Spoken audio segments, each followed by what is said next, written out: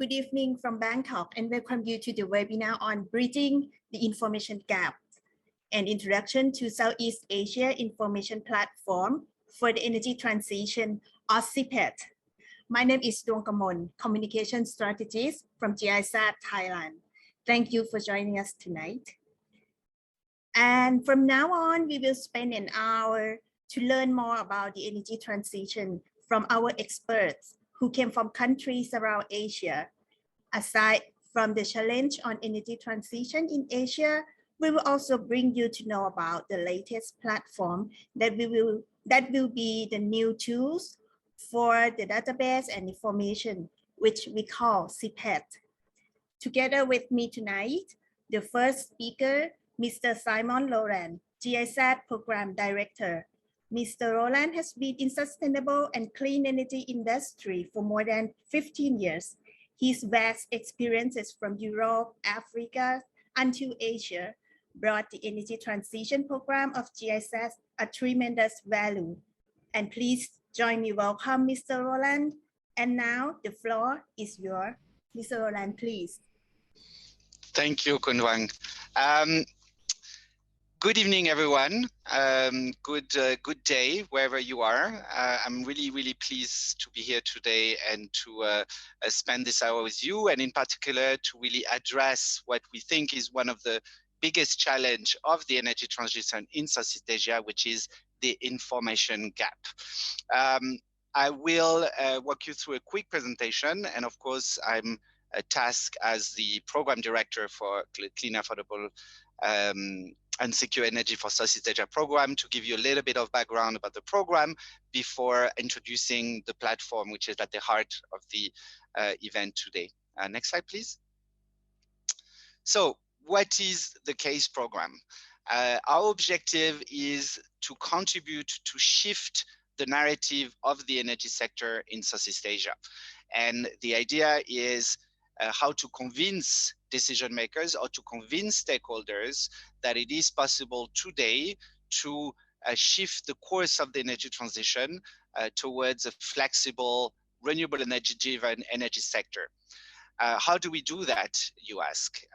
We do that by providing research and evidence. So the idea is to identify what are the key evidence which can convince and drive a change of mindset of energy stakeholders when it comes to the energy transition. So we are producing our own research, and we're also working jointly with some partners to reshape some of that research and make it really digestible by stakeholders all over Asia. We also work, and this is especially important today, on transparency and mapping. The idea is to identify who is doing what and where. We know there's hundreds of initiatives that are happening in the region. And although this is, of course, an opportunity for the region, we also know that that creates a risk of duplication. That also is something where we want to encourage synergies, complementarities, and through this mapping exercise, we also hope to identify the gap of information, the gap of knowledge, of expertise that then CASE can contribute to fill, or that other stakeholders can also contribute to fill. So this is a transparency and mapping, and the core product is the SIPET that we will present to you today.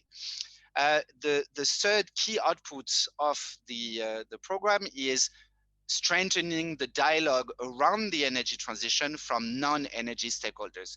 Obviously, energy decisions have an impact way beyond the energy sector.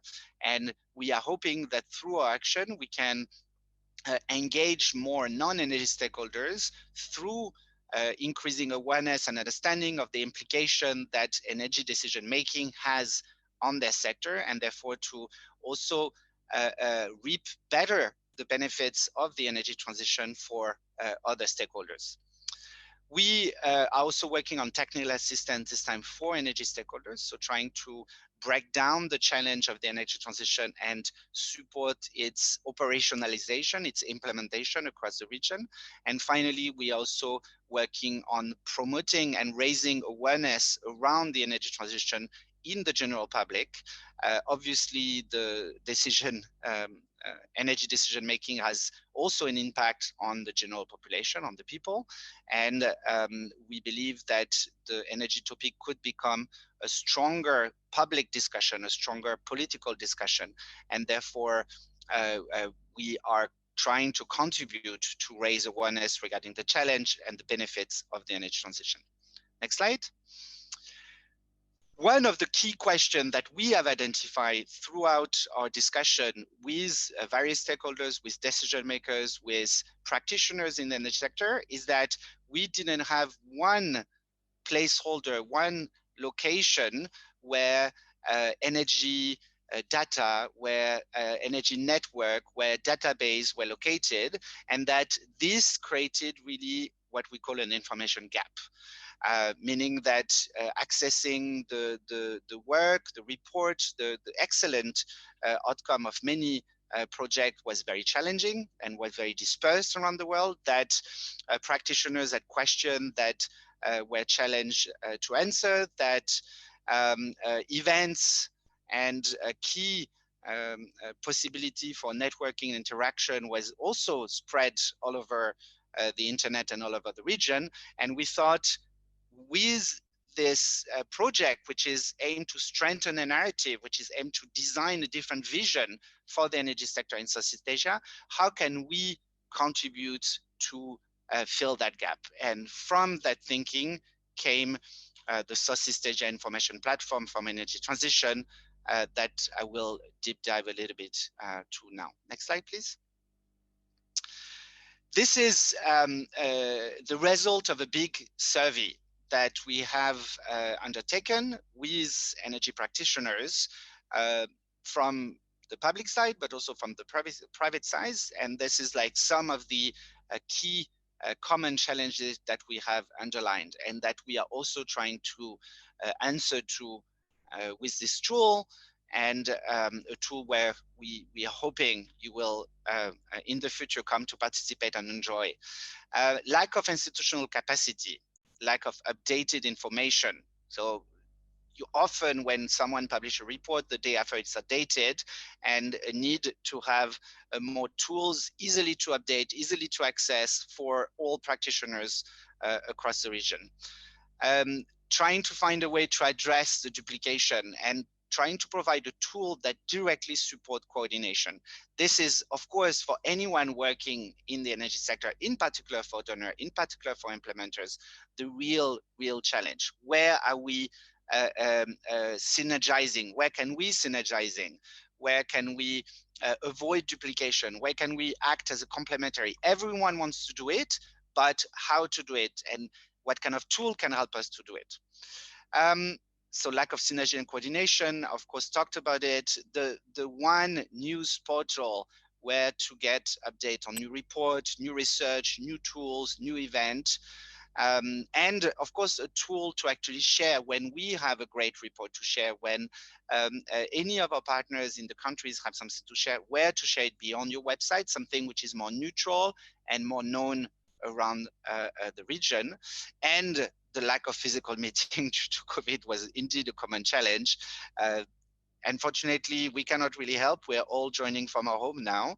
However, the platform will, we hope, facilitate exchange of information and exchange between individual and stakeholders in the region. Next slide.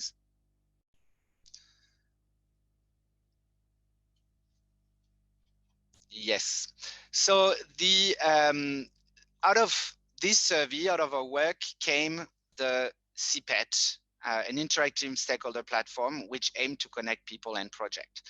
I already explained the idea is to fill the gap, fill the need for a one-stop platform for energy transition in Southeast Asia.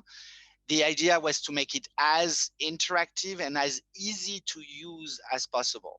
And we share also, and we understand, for example, the difficulties of practitioners, of donors, to have to all the time update information. You have a new project coming in, you have new results, how to make it easy, how to make it lean for the people who both have to update their information and for the people who will receive and use this information. And that was really the core objective and the core challenge that we're trying to tackle with SIPET. We hope we have reached this objective. We will reach this objective to make it more systematic and to make it easy for everyone to share their information and for the people to actually have a pleasant, user-friendly experience. To equip the stakeholder with the knowledge and the capacity to interact and participate in this energy transition.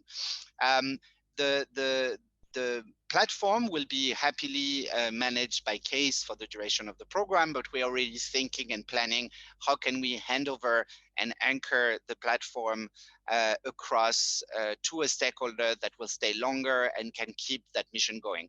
Our idea is also that the contribution for stakeholders giving and receiving will also be so easy and lean that and the attraction of the platform would be so that basically people have a direct incentive and direct process to actually participate, update their information on their own, and that the host of that platform would be that the work of hosting that platform would be relatively easy and flexible.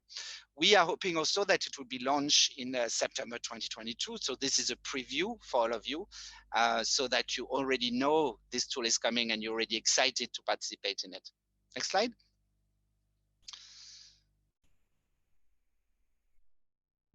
This is SIPET, and today we will present you each of this very important component.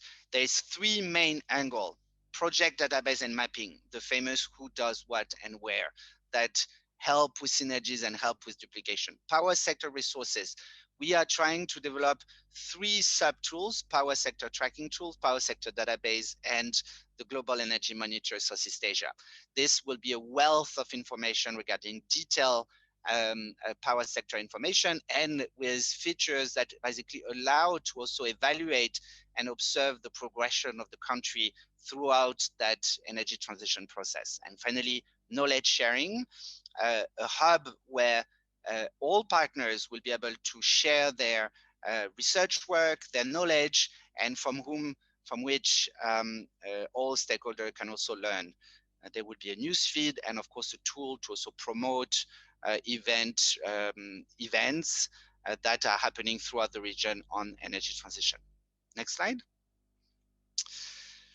Final words about basically who developed SIPET. So I already introduced who we are, but I wanted to give a bit more detail of actually the stakeholders that are part of the thinking and the design of that beautiful tool. And so beyond CASE, we have two research organizations, two international expert organizations. It's CASE Linguo, Agora Energiewende, and New Climate Institute. And we're lucky enough to have one representative of each today that will introduce particular tool. And we have local expert organizations from each of our 4 countries, Indonesia, Philippines, Thailand, and Vietnam. And we're very lucky to have someone from ICSC Philippines that will give the perspective of our local expert organization also on these tools and the need that it will fill. Finally, of course, we should mention that CASE is an aligned program of the Energy Transition Partnership, which is a broader umbrella organization that aims to strengthen coordination among donors. And we are also very privileged to have John and a colleague that are here today to introduce also how SIPET plays a role for them. That will be all for me, and I'm sure you are curious to hear more about the tool itself. I would say that for my final words is that we are now bringing the final touch, and we hope that this will come as soon as possible online. When it will be online, we really count on you to use it, to share your opinion, to share your feedback, because we always try to take that into account to make that as useful as possible for all of you guys in the region. Thank you so much for your time, and I of course look forward to the presentation of my colleagues. Thank you, Simon, and thank you for your nice presentation, and also the overview of SIPET, which will be narrowed down later on the next topic from our expert. And here we have Ms. Angelica Marie David, Project Coordinator of CASE for Southeast Asia. So Angelica is representing ICSC Philippines. She experienced in research and energy policy, and she will talk about challenges faced by stakeholders in Southeast Asia. Please welcome Angelica. Thank you. Thank you very much, Zhuang, for that introduction. Good evening again from Manila. Once again, I'm Angelica David, Case Project Coordinator from the Institute for Climate and Sustainable Cities. And I'm here tonight to share a short presentation with you about the potential of SIPET in supporting the energy transition discourse here in the region. Next slide, please. Okay, so the established dominance of coal in the generation mix present challenges to the overall energy transition narrative, not only for the Philippines, but for most of Southeast Asia. The perspective of policymakers and stakeholders is critical, not only in terms of what energy choices are used or should be used, but also in their understanding of long-term affordability, energy security, reliability, and efficiency as benefits deeply embedded in decarbonization. The energy transition that we keep on mentioning should go beyond just the power sector, insofar as it impacts other sectors such as transport, agriculture, infrastructure, other industries, health, and so on. A whole of government approach is the baseline, and for that we need an understanding of the economic gains for the government, industries, and even the households. It's already given that we have to establish a solid evidence, mainstream energy transition, and continue to communicate and engage with key stakeholders.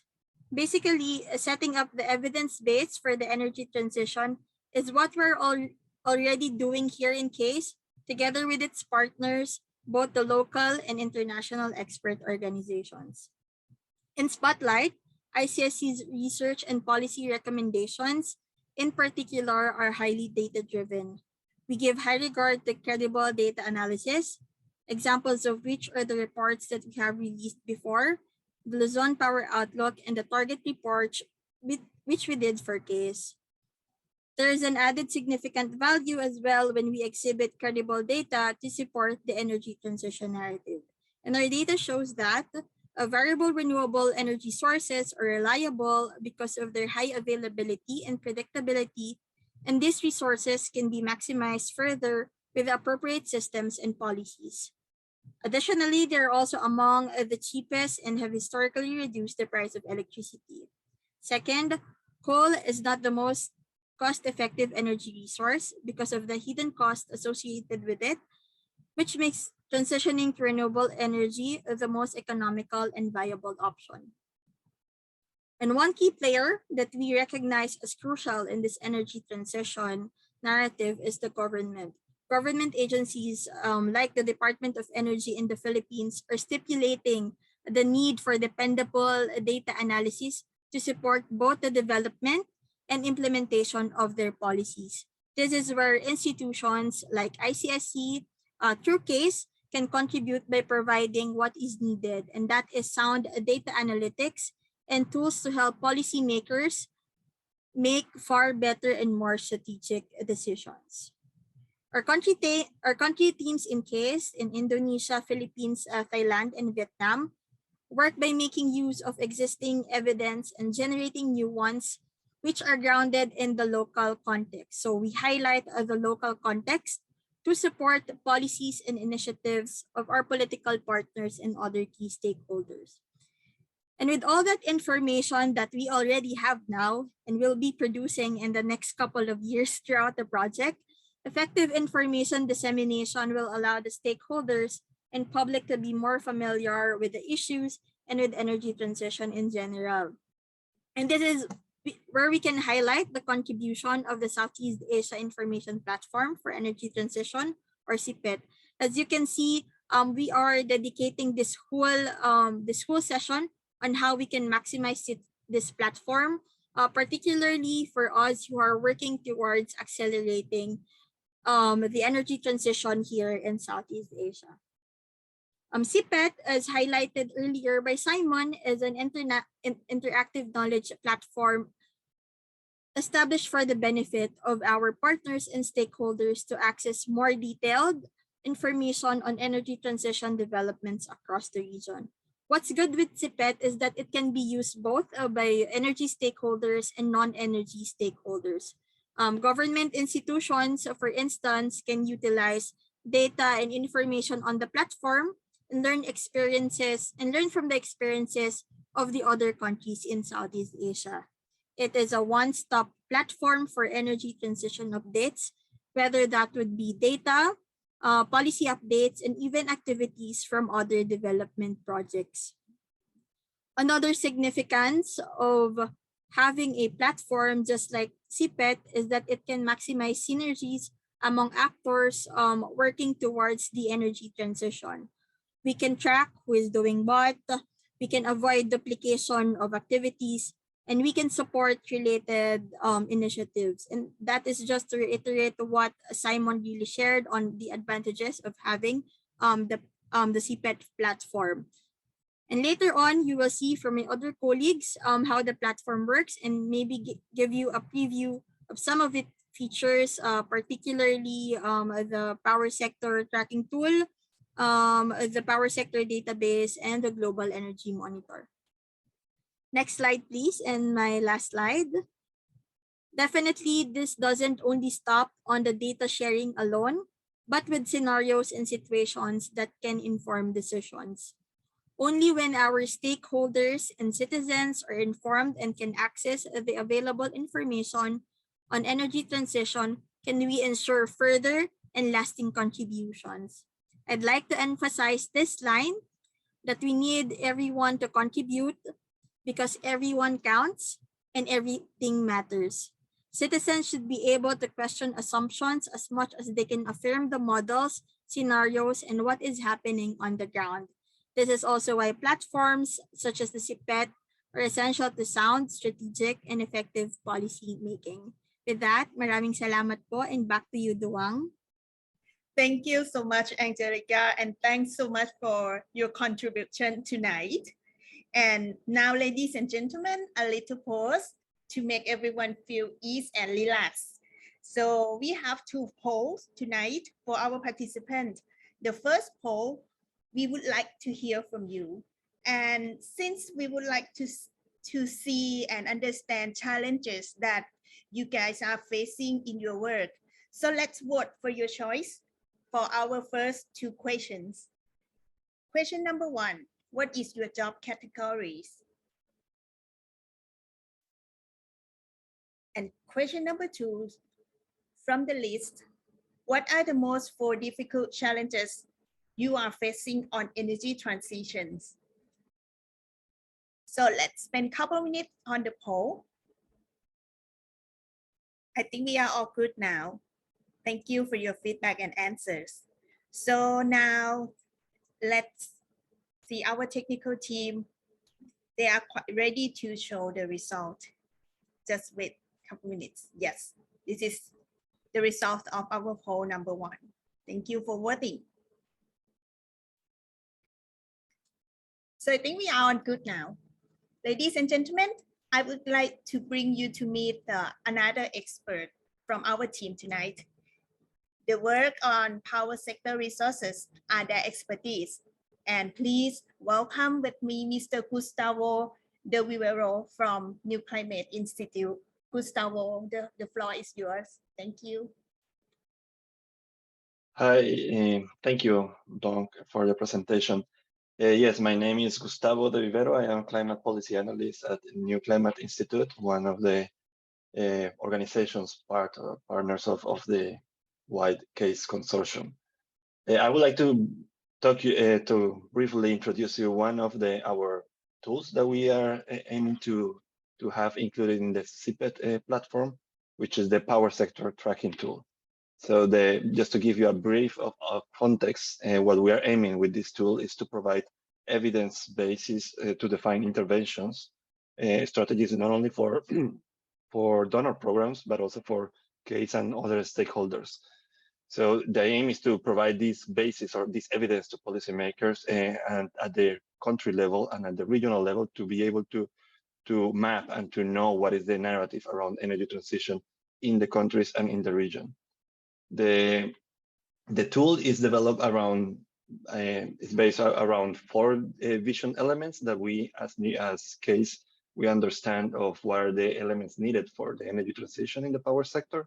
And those are the upscale of renewables, what it means to the system to increase flexibility in order to accommodate higher shares of renewables, market design and policy regulation in order to encourage that flexibility and also to facilitate the penetration of renewables, and finally grid structure or the infrastructure around the policy, the power sector. So based on these 4, sorry, can you jump up in the previous one, just to before I jump into the tool itself?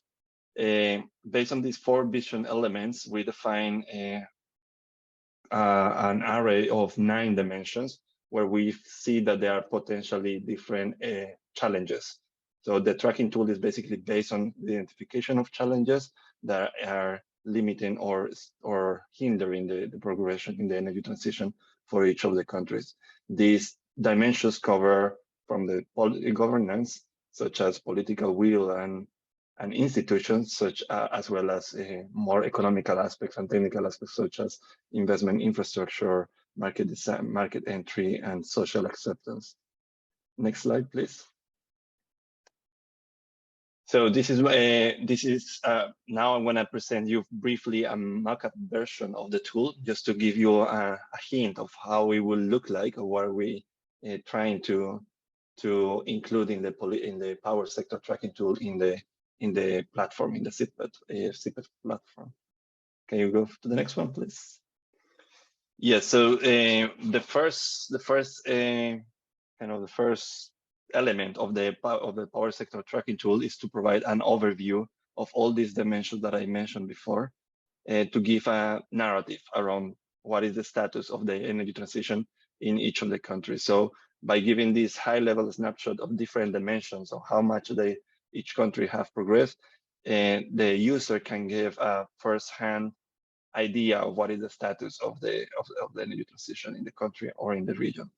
The idea is this is not to provide research-based or scientifically proven analysis or research, but rather to provide a high-level indication of what is the status. Because many times we realize that, of course, there are many ways to entry and to get into work into the energy transition in the country, but many times the stakeholders or the people interested don't know where to address it or where to tackle from.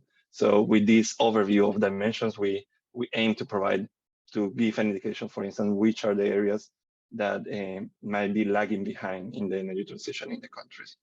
Next slide, please.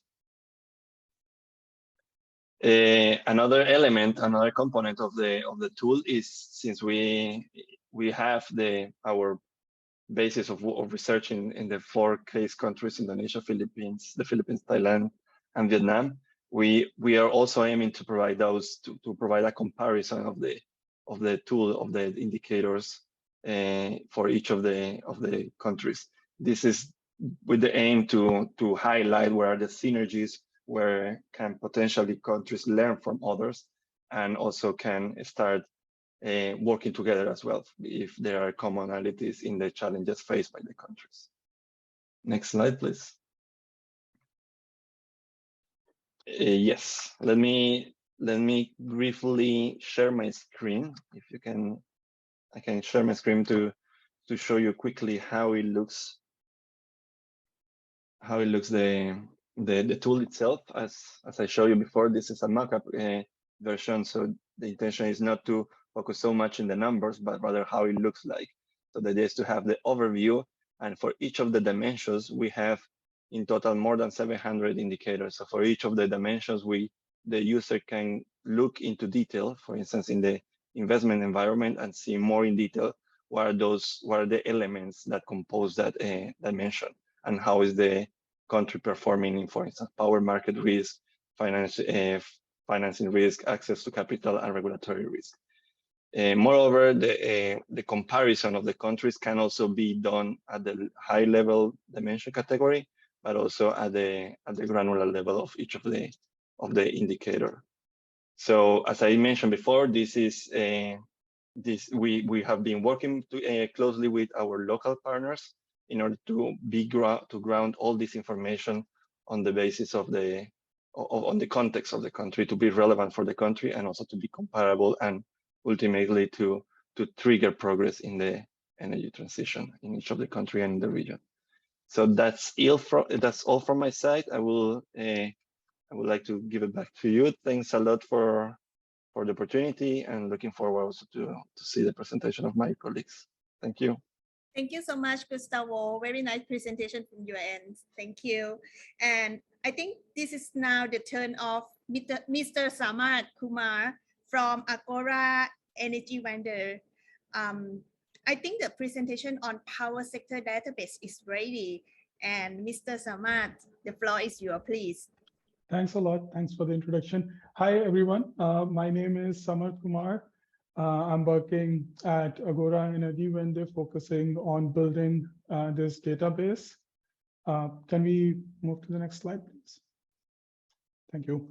So we recognized that there is a need for a regularly updated and truly openly accessible database, the database that can be accessed by civil society, by researchers, by general public, by everyone. So that's what we set out to do, and that's what we are building as a part of the SIPET website. For this, what we are doing is building a uniformly structured and comparable database. What that means is people amongst you who have worked with data know how much time and how much pain it is to just process, clean, and structure the data before you can start doing your analysis. So this database will provide the data which is uniformly structured across countries also. So you can actually compare how different countries are looking in different aspects of power sector transformation. And the database will be regularly updated. For the database, we are going to the primary sources, that is national reports or government websites, so that we get the data as soon as it is published. We plan to update it yearly and have as up-to-date data as possible. The database itself will cover a broad range of KPIs or a broad range of indicators that are relevant for power sector, such as electricity demand, generation, capacity, fuel imports, mix, and so on. So using this central database that we have, this will be accessed on the SIPET website through something what we are calling data browser, which will be the central location providing some quick visualization of the data. You can have a look at it, play around with filters, filter your range, and so on, and then download the data, which is then ready for you to do whatever you want to do with that data. This database can also be used to link, for example, across the SIPET website, different graphs and different places wherever this insight is required. Besides this data, we also plan to publish a yearly report where we would talk about using the latest data, how the region is looking in terms of energy transition, what were the latest updates, how did the power sector changed in the region. Can you go to the next slide? Yeah, just a quick mock-up. We will have all of these indicators, which you can go and have quick visualization, do some filtering, and the graphs will change accordingly. And you can use that to download the data for further analysis. And yeah, that's it from my side. Back to you. Thanks a lot. All right. Thank you. Thank you, Samad. Very interesting presentation as well. So I also would like to bring our participant to meet our next expert.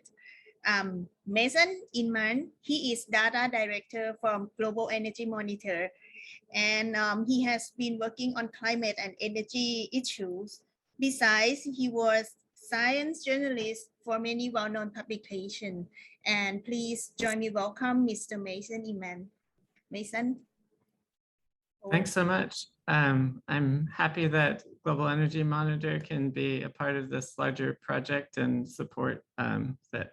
So I'll say a little bit first about Global Energy Monitor. So We're based in the US, but we have staff in several other countries, and we collect data on at the project level about energy projects all around the world. So we get the data primarily from government sources when we can, but then when that's not available, we go to other sources such as company reports and websites, news articles, and other sources wherever we need to go for a particular country. So a key part of our data is that we cover not only what is existing and operating, but also projects that are under construction or that are proposed, so that people can get a picture of where things are going.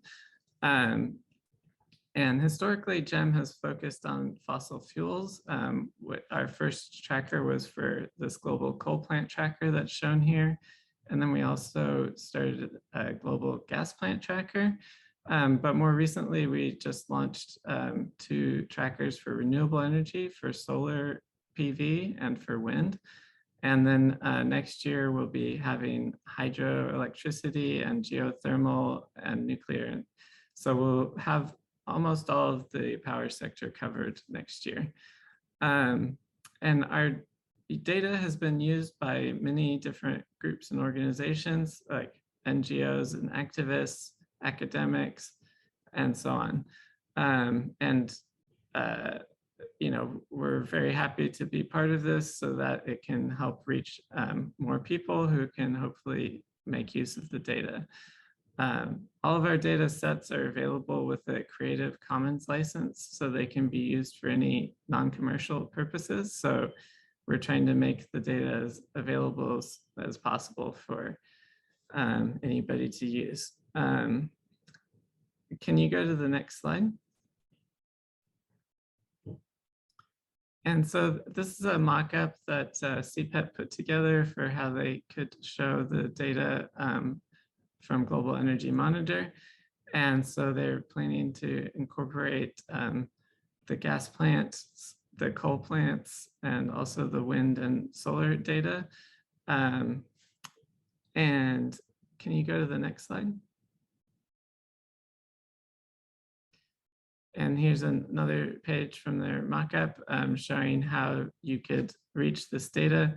So we present our data in a variety of different ways. And so one way of getting to things is through a map like that's shown here. There's also a link here shown on the page for summary tables. So that's another way of getting the data. And can you go to the next slide? And so then you could see various summary tables that summarize the data by country, by region, by year, status, and so on. That's aiming to try to make things more accessible. You can also download the full data sets from us as a spreadsheet so that you can then do your own analyses like this. And then we also have web pages for each individual project, like each power plant, that provide more details on the power plant and also the sources where we got the data from. So then I can briefly show one of our maps if you stop sharing the screen, and I'll share my screen. Hopefully you all can see this. So this is showing gas plants in Asia, and you can filter by different statuses. So for example, this is showing all of them, but if you want to just focus on those that are under construction or proposed, then this narrows it down. And if you want to see what's in a particular cluster here, like here are 5 different projects, and then I can click on a particular one, and this power plant, it brings up some summary data about it. But then if you click this more info button, it will bring you to a page that's specifically about this project that has additional detail about it, shows where it is again. And sometimes they have additional background like this history. And finally, at the end, there's all the sources that we drew on to put together this information. So we hope that this is useful for people in the region, and we're we welcome any feedback about how we can make things better or additional data sources we should be drawing on or anything like that. And for the coal and gas plant trackers, we update them twice a year. And for renewables, we'll be updating them once a year. And I will stop sharing, and that's the end of my presentation. Thank you, Mason. I guess everyone is very excited to see the mock-up of SIPET.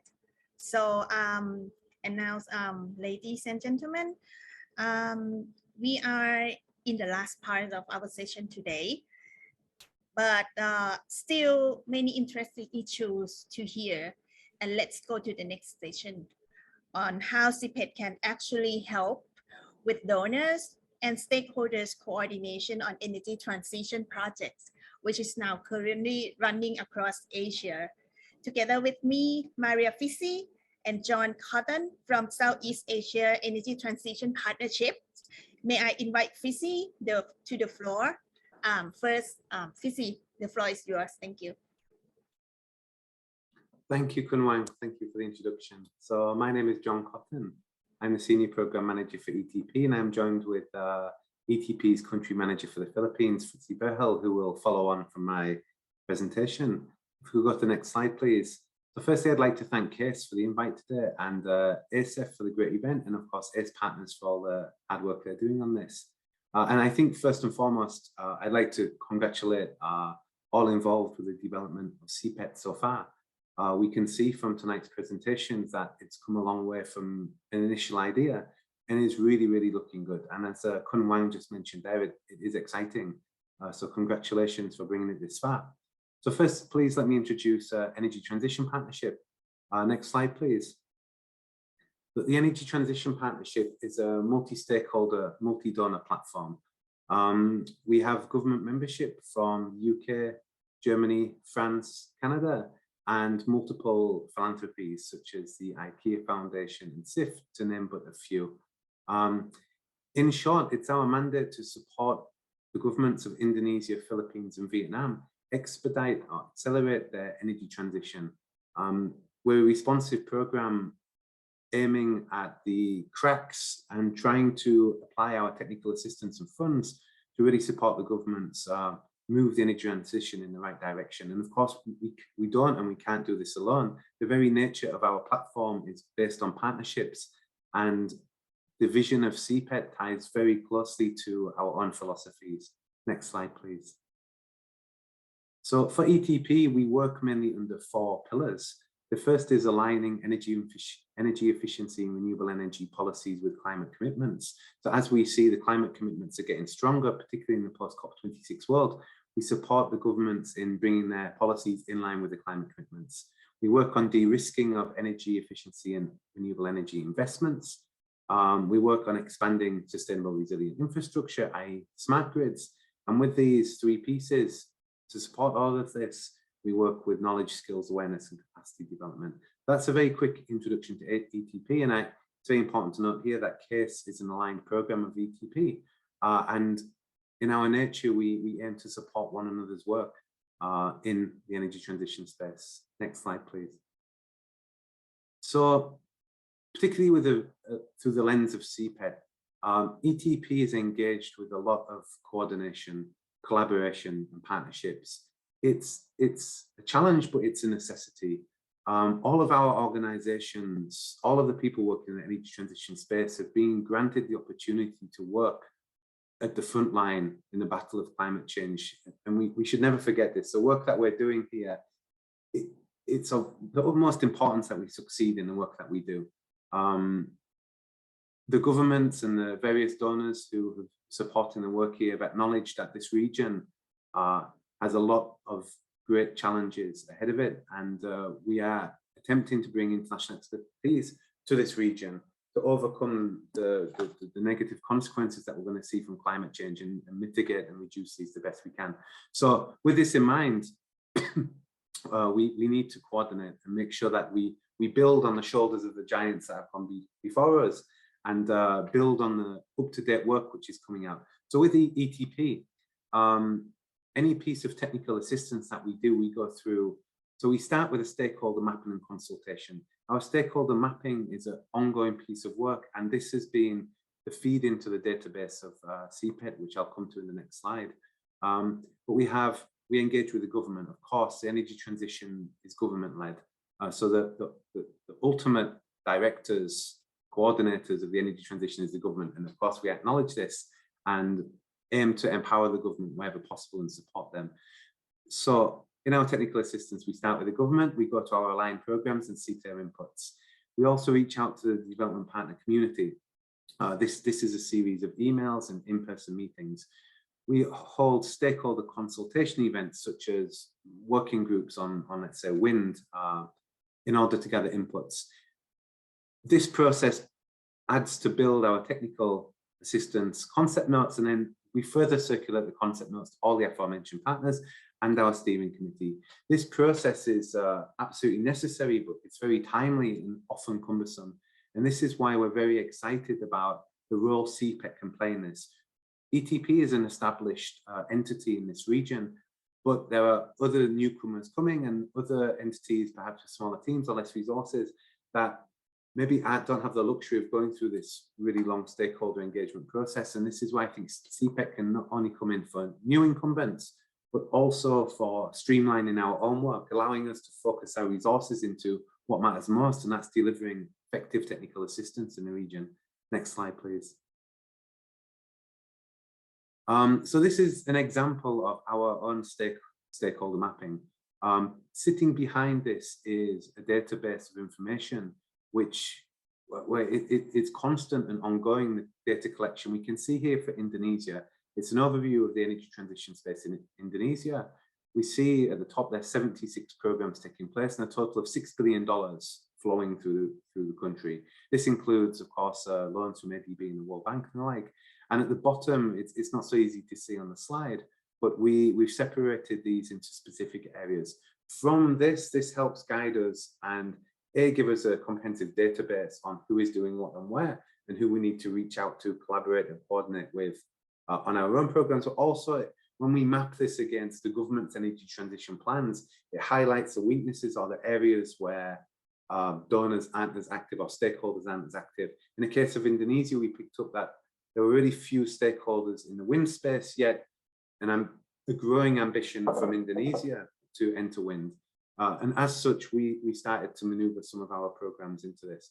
I'd also like to add on top of this, we acknowledge the great work being done by the likes of the Energy Transition Partnership, the Energy Transition Council, ETC, and other stakeholders who are also bringing people together, or in the case of Indonesia, the FIRE group, which are really leading the coordination space. And we hope that they find, and other groups find, the SIPET tool very, very useful and complementary to their efforts. Next slide, please. So I'm going to hand over to my colleague, Fritzi. I'd just like to finish by saying that we're really looking forward to the impacts of SIPET, which is collaboration, information sharing, accessing information. I think you've used the word one-stop shop. This is highly attractive to us. Networking, accessing news, coordination, it's all inside this tool. And once again, I extend my congratulations for bringing it this far and very much look forward to it being launched. And now I hand over to you, Fritzi. Thank you. Thank you, John. Hi, I'm Fritzi Verhel. I'm the country coordinator in the Philippines. And I would just like to reiterate the points that John gave about the challenges or difficulties in coordinating and talking to many people. I think because the energy transition work is exciting. That's why there's so many things going on, and we sometimes lose the big picture and we don't know who's doing what and where. So it's also difficult to see where the gaps are.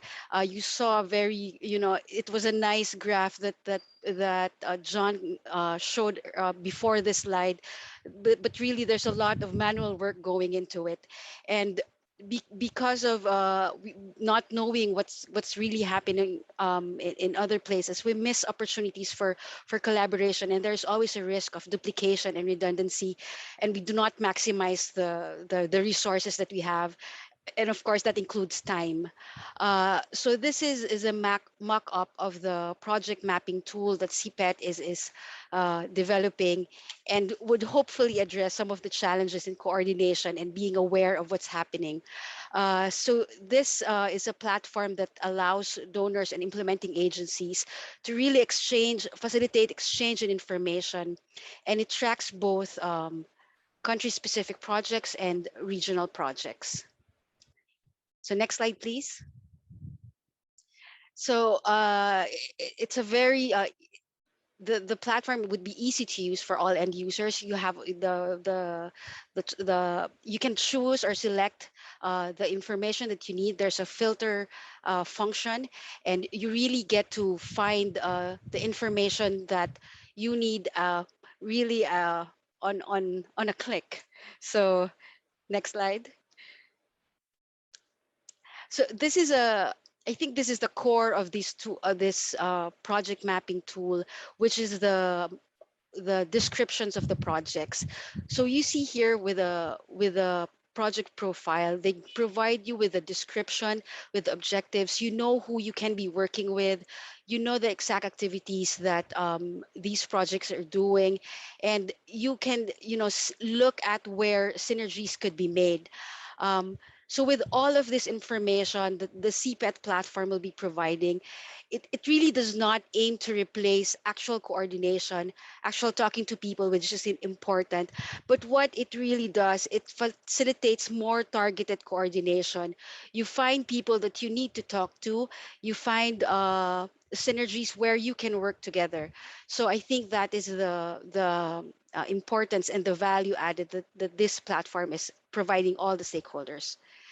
So thank you. Back to Duang. Thank you, John, and thank you, Fitzy. It's nice to have both of you represent the final part of today. This is wonderful. So, ladies and gentlemen, it's almost an hour that we are together, and I'm sure that from what we heard tonight, this SIPET creation definitely shows the great work and contribution from many, many people. So before we wrap up today, I would like to bring you to our second poll to get the feedback on SIPET after hearing from our expert. So here you will find several questions to reflect your thoughts. Let's take a couple minutes on the poll, and yeah.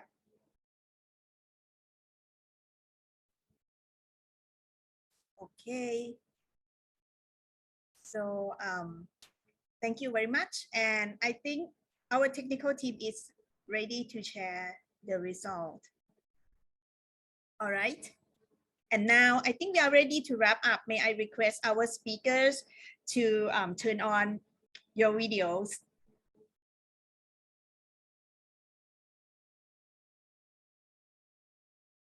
And please, our participants, if you have any questions, feel free to ask the team.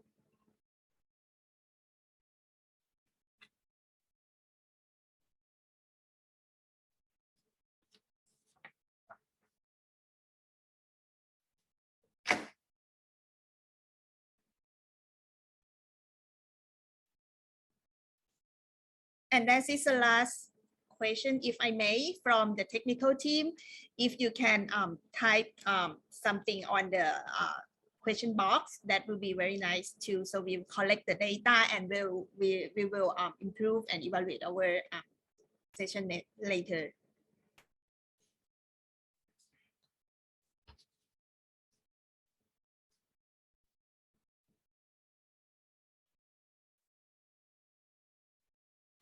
Okay, so I have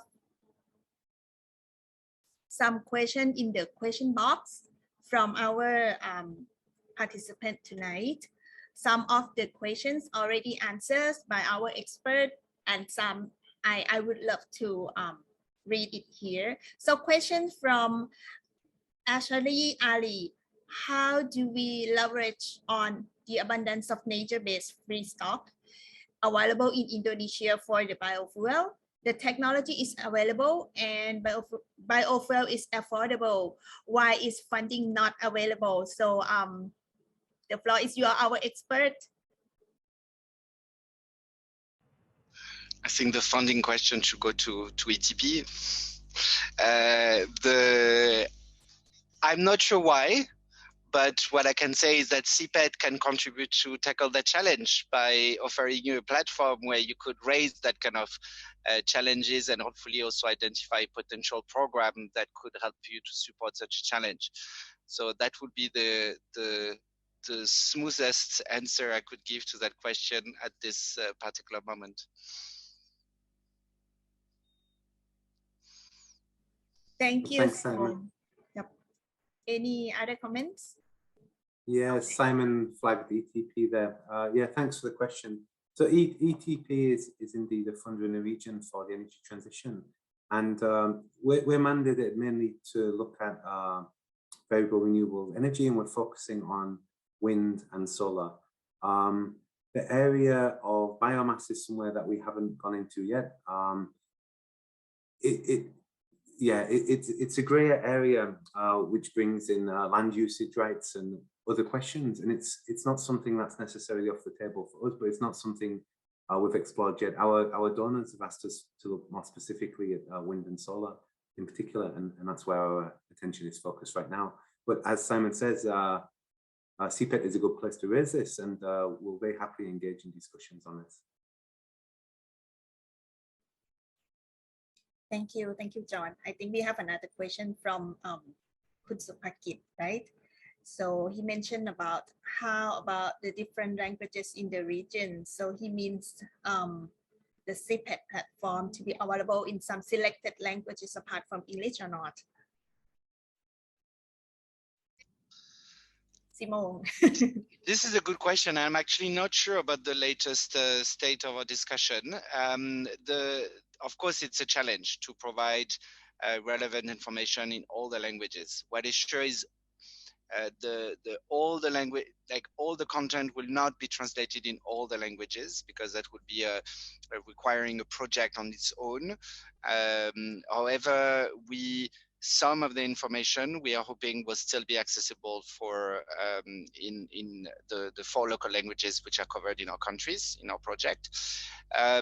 Also, remember that the idea is really to centralize information and access to a project which are happening in the region, and to reports that are produced, and to studies, to basically that knowledge. So it may not give you immediately the report translated in different language. However, it will give you the link to the website for or to the place where the knowledge you're looking for may actually be translated. So I think it would be too much an endeavor to request this tool to store all this information in 4 languages. However, it will definitely give the possibility for to access the place where such translation could actually be provided by the people who have created the report on the knowledge. Okay, thank you very much, Simon. I think we are all excited to see the launch of SIPET, which will happen very soon, right? So yes, and once again, I would like to remind you that if you are interested to know more about SIPET, just sign up and simply log into our website, which is the slide will show later. Oh, I have another question from the floor. May I have a little bit of time to answer the question from the floor, the last question, if I may? The question from Arturo. Sorry if I misspelling.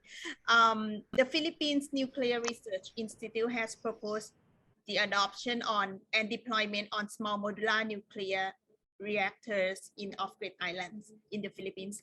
I hope that SIPET also gives critique of this initiative. So this is not a question, just some note from you guys.